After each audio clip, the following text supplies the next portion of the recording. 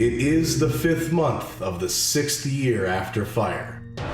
That long since the dragons arrived in our homeland. Monstrous beings that could perch upon mountains had crushed cities in their fury. They brought with them infernos that could end empires. After they laid waste to what was, those few survivors that could flee were forced across the ocean to dwell within a land filled with entirely new perils. The Exile lands. Commander, I apologize for the brevity of my last report. Of late, the area has been inundated by Velthanir, and circumventing their patrols has required more tact than normal. It would seem the Elendari have returned to New Haven, although from what I gather, they aren't happy about it.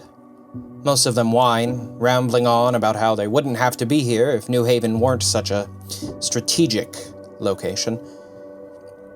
With Commander Raven gone, it seems they've elected a new leader of the Eastern Front, but as of yet, our squads have been unable to learn this person's name.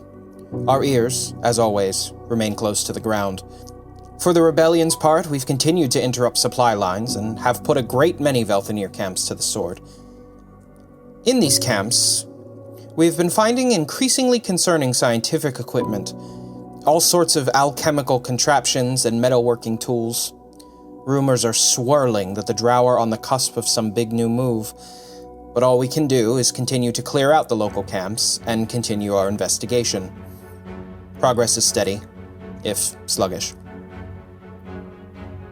We do, however, have terrifying reports from the front, with mentions of loud booms, fire, and soldiers torn to pieces as if by lightning. To be frank, ma'am, my squad is concerned. Any reassurance you can provide on this issue is appreciated. And as for New Haven, the tiny hamlet seems to be surviving the consequences of a murdered drow. The underdog of the East continues to snap and snarl. The presence of some kind of force has grown in power and continues to leave horrible marks on those who go near it. They have now made several attempts to counteract its curse, to varying degrees of failure. Even so, it seems they have some time for levity, and their bellinatry has entered its bloom phase. A large celebration ensued, and I'll admit to some admiration for their ability to find joy in the midst of war, however brief it may have been. They do continue to poke at forces they barely understand, and the presence of an amateur astronomer led them to an interesting revelation on the origin of the Grellocs. All sources say they're still looking into the things they've discovered, but if even half of what they found is true, it is earth-shattering. Oh, as per my last report, feral Norat continue to appear in the vicinity of the town, and they seem to be growing in number. While unsettling, their presence is obviously not our main priority. As I've continually reported, persistence of these New Havenites borders on obstinance. Some of them have even taken to the sea, working with Solomon Crane in the hopes of spying on the Immortal Fleet. All of our reports state that the fabled captain is not faring well in skirmishes against what is, by all accounts, an immortal pirate crew.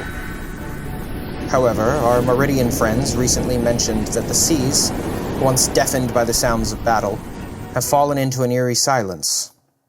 What this portends I cannot say, but, as always, we remain vigilant. Written this day by the hand of him who is most loyally yours, Noble de Tamble.